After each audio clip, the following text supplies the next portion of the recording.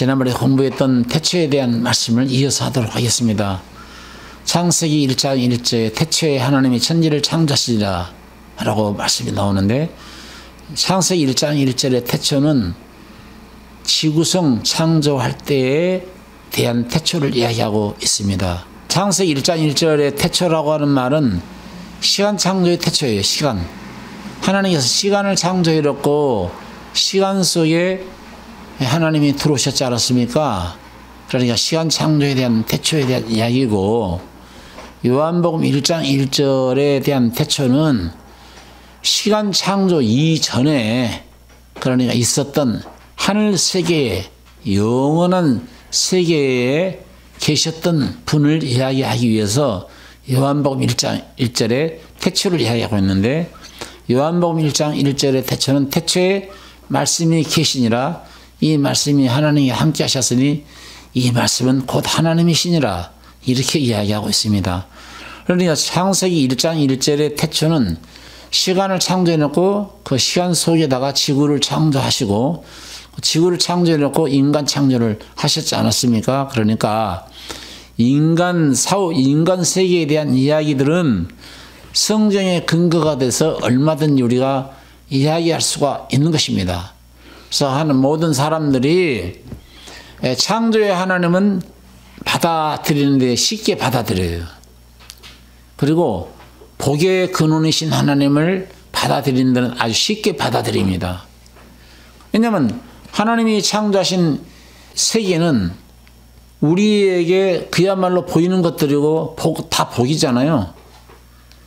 하나님께서 아담을 창조하시기 전에 에덴을 창조해 놓고 에덴 동산의 모든 과일이며 그리고 행복할 수밖에 없는 그런 사람이 살아가는데 편리 조건을 다 만들어 놓고 제일 밑 끝에 인간을 창조하시고 그 인간에게 에덴 동산 파라다이스를 선물로 주셨잖아요.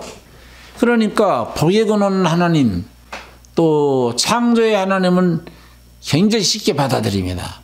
그런데 사후 세계에 하나님을 받아들이지 않고 하나님을 거절했던 사람들, 그 이후의 세계, 그러니까 하나님의 공의의 장소로 만들어진 지옥에 관한 그런 이야기, 마귀와 사탄과 예뱀을 멸할 장소, 공의의 장소죠. 그런 지옥에 관한 내용은 듣기 싫어해요. 그리고 받아들이려고 하지를 않습니다. 많고 많은 사람들이 지옥을 그래서 없애는 거예요. 특히 이단들이, 여호와 증인들은 지옥 부인합니다. 지옥 없다고 그래요. 무슨 사랑의 하나님이 지옥을 만들었겠냐. 안식교단의 대표급인 강병보 목사라는 분이 지금은 이제 이 땅에서 죽어서 어디로 갔는지는 알지 못하겠지만은 그분 말에 의한다면은 어느 정도 지옥불에서 지옥에 온 사람들을 불살은 다음에 소멸이 된다. 불이 영원히 타지 않는 곳에서 사람이 불고기 태우듯이 태움 받겠느냐? 하나님이 사랑이 하나님인데 그런 하나님이겠느냐? 라고 말하면서 한때는 엄청나게 지금 SOS라고 하는 기독교 방송국 미국에서 지금 움직이고 있고, 송재문 목사가 말도 안 되는 엉터리 종말론을 가지고 좀 떠들어대고 있는 거 지금 다 섞고 있어요. 그게 참인 줄 알아요. 그거 아닙니다. 그거 아니고 그들이 다 안식교단에 속해 있는 분들인데, 이단들은 반드시 지옥을 다 없애버리는 거예요. 그러나 지옥이 없다고 한다면 천국도 어느 순간에 1000년 동안 영화를 누린 다음에 사라진다고 해야 맞거든요. 근데 천국은 영원하다라고 말을 하면서 지옥은 없어진다고 하는 것은 말도 안 되는 거예요. 천국은 하나님이 사랑의 속성에 해당되는 장소잖아요. 하나님의 100% 사랑을 거절하게 되면 하나님의 100% 공의에 해당되는 지옥의 장소로 떨어지는 것은 당연한 것이고 마땅한 것인데, 만약에 지옥이 불타다가 어느 순간에 사라진다고 한다면 귀신들이, 마귀들이 제일 좋았겠네. 마귀를 꼬스르기 위해서 만든 지옥이 어느 순간에 불타다가 없어진다고 한다고 하는 것은 말이 안 되는 것이지 않아요? 그렇기 때문에 사후세계에 대한 이야기를 비틀려 하지 않습니다. 그리고 천상세계, 하늘세계에 있었던 그런 이야기들을 또 잘 안 믿으려고 그래요. 왜냐하면 성경이 확실하게 밝혀지지 않았기 때문에 그렇지요. 그래서 우리가 보고 있는 이런 교재 보게 되면은 천국 갈래, 지옥 갈래라는 이 교재 속에 보시게 되면은 지상세계에 대한 이야기도 이야기했을 뿐만 아니라 천상세계에서 도대체 어떤 일이 벌어졌는가에 대한 이야기를 자세하게 논하고 있어요. 자, 먼저 여러분들이 창세기 1장 1절을 펴놓고 한번 읽어보시기 바랍니다. 우리가 이제 성경을 볼 기회가 별로 없잖아요. 참 성경 공부를 통해서 성경을 직접 읽어봄으로써 우리가 성경을 좀 깊이 하나님의 마음과 하나님의 뜻을 깊이 헤아리는 자리에 있어야 될 것 같아서 읽어보자고 그러는 것입니다. 다 같이 한 목소리로 읽어보도록 하겠습니다. 시작. 태초에 하나님이 천지를 창조하시니라. 2절에 땅이 혼돈하고 공허하며 흑암이 깊음 위에 있고 하나님의 신은 수면에 운행하시니라. 됐어요. 아니 태초에 하나님이 천지를 창조했다면 이게 시간 창조인데 시간을 창조해놓고 그 시간 속에다가 우주 만물을 창조하신 거잖아요. 그런데 아니 창조했으면 애초부터 질서정연하게 창조하실 일이지 왜 땅이 혼돈하고 공허하고 흑암이 깊음 위에 있고 하나님의 신은 수면 운영하신다고 말씀하시면서 뒤죽박죽 되어져 있는 상태로 창조를 하셨을까? 이거에 대한 궁금증을 가져봐야 되는 거 아니에요? 왜 하필이면 땅이 혼돈하고 공허하며 흑암이 깊음 위에 있도록 창조를 했는가? 사람은 생각을 하게 돼 있어요. 왜 하나님이 뒤죽박죽 혼돈하고 공허한 상태로 창조했는가? 흑암의 깊은 장소는 누구를 묻었는가? 그리고 하나님은 지구를 창조해놓고 왜 수면에서 운행하셨는가? 한번 생각을 해봐야 될 거 아니냐 말이야. 그 내용이 바로 이 천국 갈래 지옥 갈래 이 교재 속에 보게 되면 정확하게 제가 다뤄놓고 있어요. 앞으로 이 계시록이 어디까지 이루어졌는가를 정확하게 제가 말씀을 해드릴 겁니다. 계시록 강의를 제가 해드릴 거예요. 현재 몇 번째 인을 뗐고 몇 번째 나팔이 불려지고 있고 몇 번째 대접 제한이 지금 이루어져 있는가. 앞으로 많은 사람들은 그게 앞으로 이루어질 거라는데 천만의 말씀이에요. 지금 이루어져 가고 있어요. 모르면 안 돼요. 자, 우리가 이 말씀을 알려면은 이사야 45장 18절을 한번 보시겠어요? 하나님께서 여호와 하나님이 하늘을 창조하신 하나님이라고 말씀하시고, 그러니까 하늘을 창조하신 하나님이다라고 말씀하실 때 그 하늘은 어떤 하늘이죠? 둘째 하늘을 말하는 거예요. 바울 사도가 첫째 하늘, 둘째 하늘을 거쳐서 셋째 하늘에 갔다 온 사람 아닙니까? 말할 수 없는 말들을 보고 와서 14년 후에 셋째 하늘을 갔다 온 것에 대한 이야기를 하고 있잖아요. 그러니까 여호와는 하늘을 창조하신 하나님이시며 라고 말할 때 천상세계 셋째 하늘을 하나님이 창조한 것을 말하는 게 아니고, 이사야 선지자의 말을 빌어보면은 여호와 하나님이 하늘을 창조했다고 할 때 여기서 말하는 하늘은 둘째 하늘까지를 말하는 겁니다. 첫째 하늘이 뭐예요? 새가 나를 수 있는 하늘이 첫째 하늘이죠. 둘째 하늘이 뭡니까? 바로 은하계 양 끝이에요. 여기서부터, 그러니까 새가 나를 수 있는 하늘을 지나고 보면은 대기권 밖의 하늘을 말하는데, 대기권 밖의 하늘이 은하계 양 끝까지를 말하는 겁니다.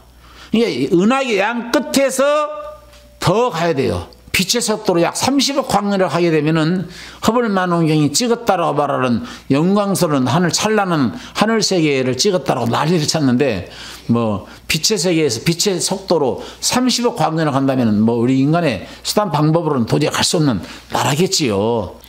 셋째 하늘은 애초부터 하나님이 영원토록 존재하시는 곳이죠. 그 천상세계라고 말하는 것입니다.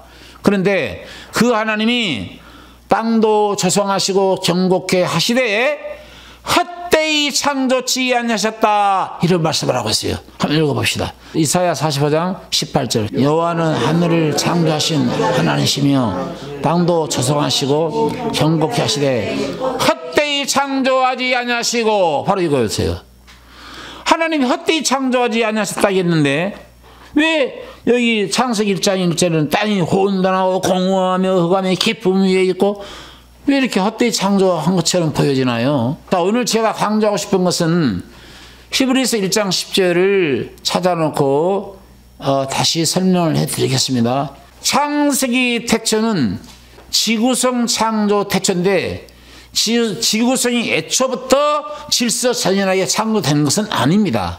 뒤죽박죽 되어져 있는 상태로 창조되었고 흑암의 깊은 곳에다가 무언가 묻었어요. 뭐 심판을 했어요. 무엇을 심판하겠어요?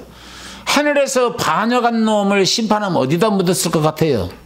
한번 생각을 해볼 필요성이 있지 않겠습니까? 다음 시간에 정확하게 제가 말씀을 드리도록 할 거예요. 그래서 여기 태초에 천지를 창조했다. 이 천지 창조는 지구성 창조를 말하는데 히브리서 1장 10절을 읽어보겠습니다. 시작. 또 주여 태초에 주께서 땅에 기초를 두셨으며 하늘도 주의 손으로 지으신 바라. 하늘도 주의 손으로 지으신 바라. 이 말을 믿음으로 받아들여야 한다는 거예요. 이 믿음으로 하나님이 천지를 창조했다고 하는 말씀을 받아들이지 않게 되면은 성경이 풀리질 않아요. 히브리서 11장 3절을 읽어보시겠습니다. 믿음으로 모든 세계가 하나님의 말씀으로 지어진 줄을 우리가 알나니 보이는 것은 만연한 것으로 말미암아 된 것이 아니니라. 자, 그러니까 무슨 말이냐면은 하나님이 천지만물을 창조하신 사실을 믿음으로 받아들이지 않게 되면은 해석할 수가 없는 거예요. 왜냐면 우리 사람이 만물의 주인공이잖아요. 만물의 주인공인 사람이 제일 여섯째 날 다 동물까지 다 창조해놓고 망망꽁치로 창조하셨어요. 제일 먼저 창조했다고 한다면 인간은 못 살고 죽습니다. 아무것도 불도 만들지 않고 나무도 만들어 놓지도 않고 뭐 씨 있는 과일 채소도 만들어 놓지도 않고 바다에 고기도 만들어 놓지도 않고 사람을 맨가에다가 창조를 제일 먼저 했다고 하면 어떻게 사람이 살아갈 수가 있겠어요. 그런데 인간 창조를 창조로 안 받아들이고 믿음으로 받아들이지 않게 되면은 뭘 받아들여야 되냐니까 자연스럽게 우주만으로 우연히 있었어. 우연설을 받아들여야 되는 거예요. 아니면 우연설을 받아들이지 않게 되면은 진화론을 받아들이게끔 되는 거예요. 이 창조의 원리는 믿음으로 받아들이지 않냐면 해석할 수가 없는 겁니다. 자, 보세요. 히브리서 11장 1절에 믿음은 바라는 것들의 실상이요 보지 못하는 것의 증거니라고 말하고 있어요. 뭔 말이냐면은 쉽게 이야기해 볼게요. 우리가 벼이삭을 뽑아보면은 옛날에 벼 한 알이 썩었을 거란 말이야. 썩었기 때문에 한 알의 벼가 썩음으로 인해서 이삭이 자라고 이삭이 이제 무르익어가지고 많은 열매를 맺고 고기를 숙이고 있잖아요. 고기 숙인 벼를 뽑아보면은 분명히 과거에 한 알의 밀알이 썩어 죽었기 때문에 그 결과 실상이 벼가 자라서 지금 수많은 열매를 똑같은 열매를 맺고 고기를 지금 숙이고 있는데 고기를 숙인 벼는 실질적인 벼는 우리가 보이는 실상이라 이게 실상이야. 그런데 우리에게 보이지 않는 게 있어. 과거에 썩어 죽은 벼는 썩어버렸기 때문에 눈에 안 보여. 안 보이지만 실상을 통해서 과거에 벼 한 알이 썩어 죽었구나. 그렇기 때문에 실상으로 우리가 벼를 볼 수가 있는 것이구나 라고 우리가 믿듯이 하나님이 창조하신 사실은 우리 눈으로 직접 목격을 못했다 한다 하더라도 하나님이 창조해 놓으신 작품을 보니까 우주 만물의 작품을 보니까 보이지 않는 손길에 의해서 어느 날 우리 하나님이 천지 만물을 바람 날개를 타고 다니시면서 빛보다 더 빠른 속도로 지나다니시면서 정확하게 천지 만물을 하나님이 창조하셨구나 라고 하는 것을 알 수 있는 거 아니에요? 그러니까 이 사실을 믿음으로 받아들여야 된다는 거야. 할렐루야. 믿음으로 안 받아들이면은 실상인 별을 보고도 별가 과거에 썩었다고 하는 것을 증거해내지를 못하는 거야. 자, 우리 눈에 천국이 당장 안 보여. 천국이 임한다 한다라도 마음의 천국이 임한 거야. 천국 눈에 안 보여. 그러나 앞으로 사후에서 영광스러운 찬란한 빛의 도시에서 보기 전에 요한 사도가 천국의 영광스러운 광경을 성경에 기록했습니다. 성경에 기록된 천상 천국의 영광스러운 세계를 봄으로써 앞으로 우리가 사후 세계 이 영광스러운 나라에서 살 수가 있겠구나 라고 우리가 믿음으로 바라보는 거예요. 할렐루야. 믿음으로 바라봄으로써 인해서 천국을 인정하게 되는 거고, 하나님이 창조한 것을 우리 눈에는 보이지 않지만 보여지는 우주 만물을 통해서 실상을 봄으로써 보이지 않는 손길이 왔다 갔다 하시면서 천지 만물을 창조하셨구나 라고 하는 것을 알 수가 있는 거예요. 하나님의 빛의 속도보다 더 빠른 속도로 지나다니시면서 천지 만물을 창조했다니까. 여러분, 빛의 속도가 얼마나 빠릅니까? 1초에 30만 킬로를 달려요. 지구의 7바퀴 반을 돈다고 그래요. 태양의 빛이 지구까지 도달하는데 8분 19초 걸린다고 그럽니다. 그 빛의 속도가 1년을 달리게 되면 10조 킬로를 달리는데 10조 킬로를 1광년이라고 그래요. 1광년인데 그렇게 빠른 속도로 은하계 양쪽 끝까지 달리는데 빛의 속도로는 80억 광년이 걸린다고 그래요. 그런데 은하계 끝에서 찬란한 빛의 나라까지 가는 데는 또 30억 광년이 걸린다네. 정말 허벌만원공이 그걸 사진 촬영했다네. 과학이 거기까지 발달했다네. 만약에 과학이 하나님의 말씀을 뒷받침해서 하나님의 말씀을 증거하는 데 도움이 되는 과학이라고 한다면 그 과학은 인간에게 주신 최고의 축복이에요. 그런데 과학이 하나님을 반대 증명하는 데 있어서 앞장선다면 그 과학은 저주가 되는 거예요. 그래서 아까 제가 그 말씀을 드렸던 겁니다.